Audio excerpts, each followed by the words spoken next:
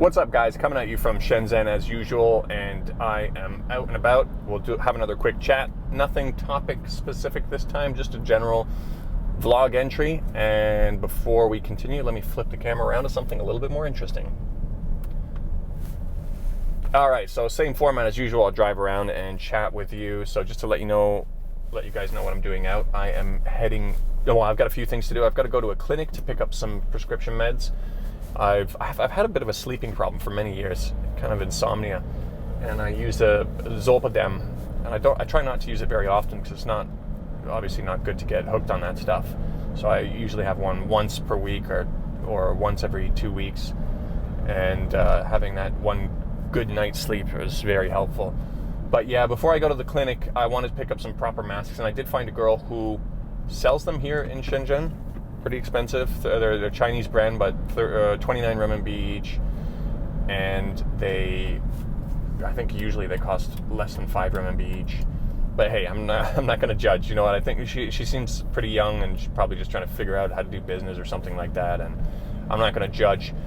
But I did hear something pretty interesting before I came out, that a lot of people who have ordered masks from online and they live in lower risk areas, Shengfeng SF Express, the shipment company, is actually taking them and redirecting them to Wuhan because Wuhan is short on masks, and then somehow the buyer who was supposed to receive it is getting compensated. I don't know if that's true, but I saw that piece of news just before I came out, and it's not within the realm of it is within the realm of possibilities for somewhere like this, so I don't know, it could be true. The other thing I got to do is I got to head over to my brew pub and turn down the temperature on one of my beers because my brewmaster is not going to be able to make it back. His village has been shut off. And so with our beers, when they're finished fermenting, we drop the temperature down. That's how we kind of filter and clean them. The yeast will drop down to the bottom, and that's the way we kind of filter it, with time and temperature rather than actual filters. So unfiltered and unpasteurized beers, the only way to go. Really nice. That's a really nice way to drink your beer. But yeah, other than that, maybe one of the other things I'll comment on is, so some questions that came up in my video.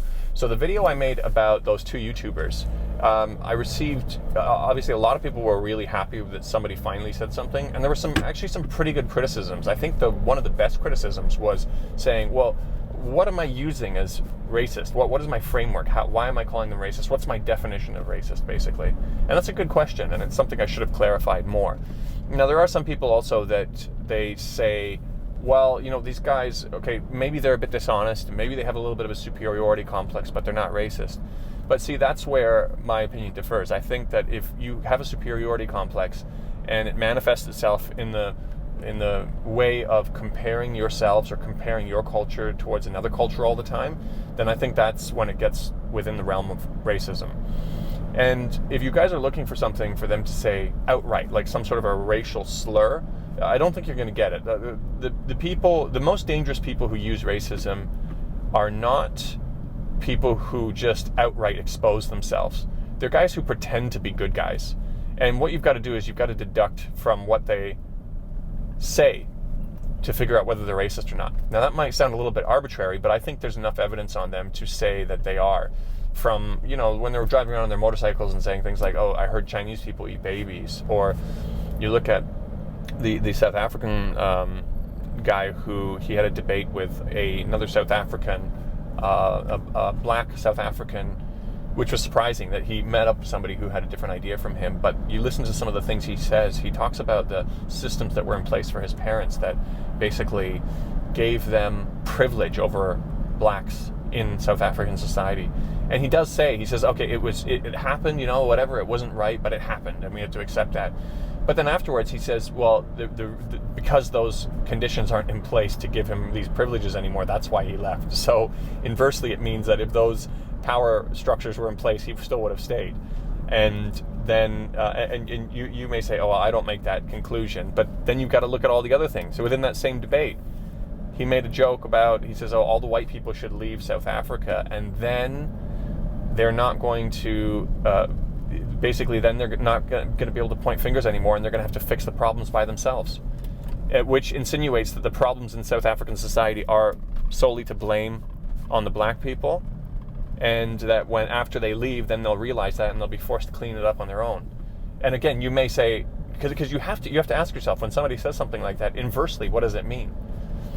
And if you want to try to say, oh, that's a little bit of a stretch, it says, oh, maybe you misunderstood, or maybe, you know, maybe he's just being misunderstood. How many times are you going to say that before you take a wider view of all of these things? And how many times are you going to have to make excuses for them before you say, okay, I recognize a pattern here. Maybe there is an issue here, and maybe it is tied to race. And if you're never able to do that, then I don't know, we're just on two different wavelengths here. But yeah, I think that's important to note. One of the other criticisms was in the other direction. Some people took, 2 or 3 people took offense with me saying that the race card is overused in North America. And to clarify that, I still stand by that. I think a lot of people use the word racist or call the race card out when there's no sign of any racism. But I also think there is a racism problem. I don't think those two things are mutually exclusive. So I think that's also important to keep in mind also.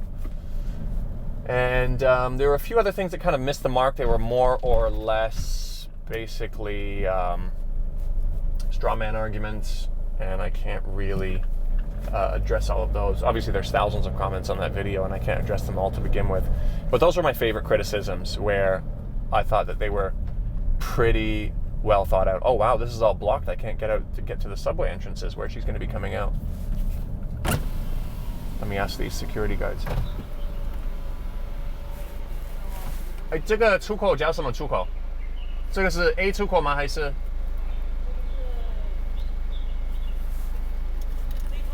C 出口？有人可以在这边出来吗？ OK， 好。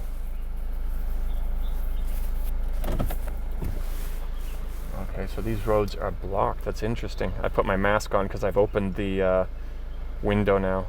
Let me send a message to her. 哦，你刚刚说 C 出口对吧？对。Okay.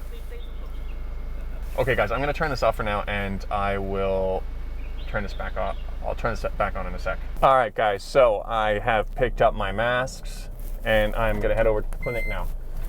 So just to continue that conversation, if some of you are kind of halfway there, where you say, okay, I get it, but whatever, just let them say what they want to say, and let them expose themselves as racist if they are racist. So the next thing I'd like to talk about is, what are the implications of that? I can take my mask off now, it'll be clearer. So yeah, what are the implications of allowing this kind of hate? And I think particularly with what's been going on right now, that's an important question, because, you know, when I talk about the violence towards mainlanders in Hong Kong, a lot of people are really surprised about that. They just don't believe it. And I can understand. They've never seen anything like that in the media. They haven't seen these disgusting crowds of people yelling out with their arms in the air, "Mainlanders go back." It's absolutely, spectacularly just unbelievable for this day and age. And you know what? Let me fit it in. Let me fit that video in.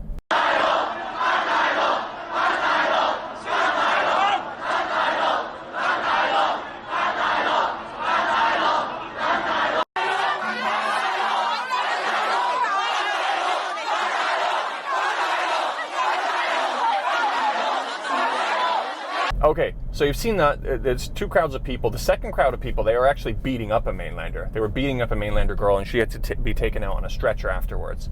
You had the JP Morgan guy who put his hand up in the air and said, "We are all mainlanders," and then he had the crap beaten out of him. You even had people, it was even dangerous to be mistaken as a mainlander at one point. There was a Taiwanese journalist who had to keep yelling out, "I'm not from the mainland, I'm a Taiwanese journalist, I'm a Taiwanese journalist." Then there was a Japanese guy who got beat up, had his, I think it was his lip split or something like that, because they thought he was a mainlander. I don't know how you can mistake a Japanese, I mean, I don't know if he was speaking or anything like that, as a mainlander, but this stuff was going on. I had a couple of threads on Twitter, and there were some other guys who had some threads on Twitter, which had literally dozens and dozens and dozens of videos of mainlanders being beaten up. Or there was one video of a mainland mother who was just being tormented by the crowd, and she was pushing a baby in a stroller and was just crying. And his account was deleted during that purge of so-called Chinese state-sponsored, whatever you call it, accounts. And I know a lot of real people who are just really fed up of the news who are posting. They had all their accounts removed, and on these so-called platforms with freedom of speech.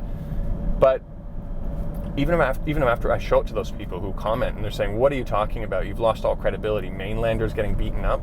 And I've even shared the story of me helping some of my mainland friends move back from Hong Kong, because I have a cross-border car, and it took me 3 or 4 trips to help my last friend over. And when I was going through customs, the customs officer looked at my car and he said, "Well, what are all these boxes?" I said, "Helping my mainland friend move back." And he said, "Oh, another one's moving back. 又是一个搬回来."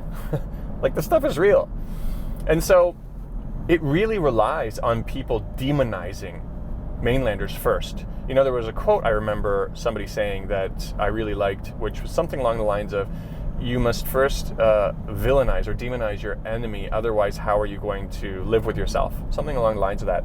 And that's really what's going on right now. They're jumping on this bandwagon of villainizing Chinese, not only China, but Chinese people. And it's making this kinds of stuff acceptable. Where even when I do show people the shocking stuff that's happened, it just still doesn't process. They're like, "Well, no, yeah, I'm still not following your point."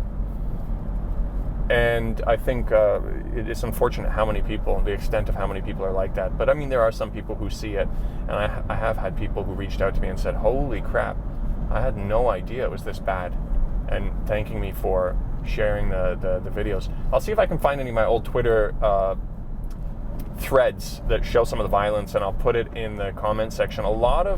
I had these threads that link to subthreads, and unfortunately the subthreads link to other people's accounts who have since been removed, so a lot of the videos are gone with it also. And nope, I need to turn left here. But I think I can still find a few of them for you, and I'll put it in the description. But let me wrap it up here, because I got to look at my GPS. I haven't been to this. Oh, I know where I am now. But next shot will probably be, I'll take you into my brew pub, and I'll show you how I reduce the temperature on the beer. That might be something interesting. I don't know. Even if it isn't, join me. I picked up my masks. This is what the mask looks like. N95 mask. They're all right. You kind of sweat a little bit when you're wearing them, though. And I've also already gone to the clinic. The clinic was pretty interesting. When you go in, you've got to fill out all these forms. They got to check your temperature. But what I did find at the clinic is hand sanitizer. If you remember, there was one episode where I was with my son looking for hand sanitizer, and everywhere was sold out. But I'm pretty sure they'll be sold out soon. They just came back from Chinese New Year. Let me flip this around. So yeah, I want to wrap up that idea, the topic of the racism also, because I think calling out racism like that is important in any circumstance, during any time. But when you've got this situation where you've got groups of people yelling out with their arms out to go back to where you came from, like it looks like it's a prelude to like 1940s Germany. Of course, the elements are different and the same thing wouldn't happen. But the idea, you could have scenes like that, and you could have brutal violence towards an ethnicity or a nationality, and have people from the West just ignore it and stand by and even try to excuse it, is just beyond me. I thought that something like that wouldn't be possible anymore. So I think because of that, it's even more important to call out this kind of behavior when you see it as well. So that's my general kind of premise behind calling it out also. I might not have called it out if it wasn't for all of those other elements with the violence towards mainlanders and what I think might grow into a more internationally acceptable racism, institutionalized racism, where it's okay to say this kind of stuff as long as you're overt enough or indirect enough, or in the case of Hong Kong, it's okay. It's a free-for-all. You can just beat the crap out of them, and the Western media will not pay attention to it whatsoever. But these are some of my motivations between calling them out, where it doesn't even matter that I know them, and they've just taken it too far. And hey, if you still think you want to defend that, then cool. No problem. I don't get it. Oh, I'm going to have to jump over a solid line here. So yeah, I'm just pulling up to the brew pub now. It's just around the corner here. So on the left there, just as I passed, that was Shenzhen Yihao, Shenzhen Bay #1. I took a tour inside the apartment. The filming quality was pretty crap, but it was a $30 million US apartment I did a tour of in one of my previous videos. I look at it and I cringe also. I wish I had a wider angle lens, but it was pretty cool to visit inside. Does this guy want to turn right, or is he parking? So,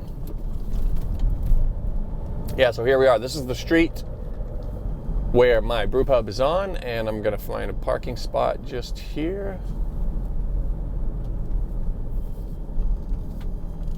And yeah, let's go in and flip the temperature.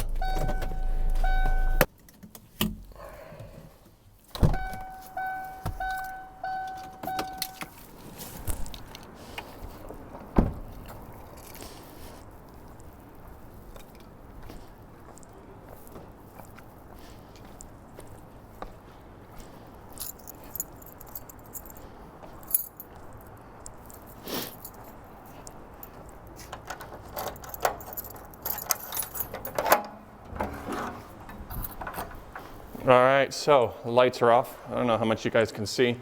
We've got 6 fermentation tanks in here, and it's fermentation tank 3 that I gotta turn the temperature down on. Let me flip some lights on here.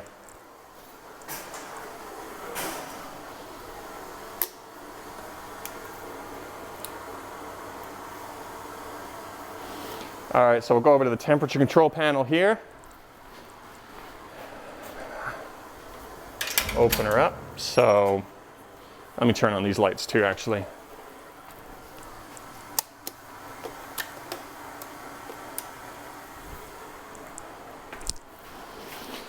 So yeah, we got our temperature control panel here. So what do we want to do?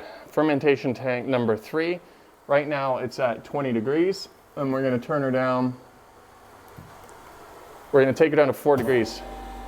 You can hear the glycol pump coming on now. She's going to start cooling her. And there we go. Done. All right, guys. I'm gonna leave her at that, and I think I am gonna get a takeaway beer and a growler here to take home. And I'll chat with you guys next time. I got something really special coming soon. I finally have the subtitles done on one of my interviews I did in Chongqing. One of the 2. So the first one was with a guy named Ben. He's an American guy who opened up some brew pubs in Chongqing. That one's done. The next one is with a guy named Cordell. He's a guy doing his PhD in economics in Chongqing University. He's also from the US. Really interesting interview. And the first one's going to be uploaded really soon. I'll look at my glasses, are all fogging up. I'm super excited to share that one with you. So stay tuned, and I'll chat with you guys next time.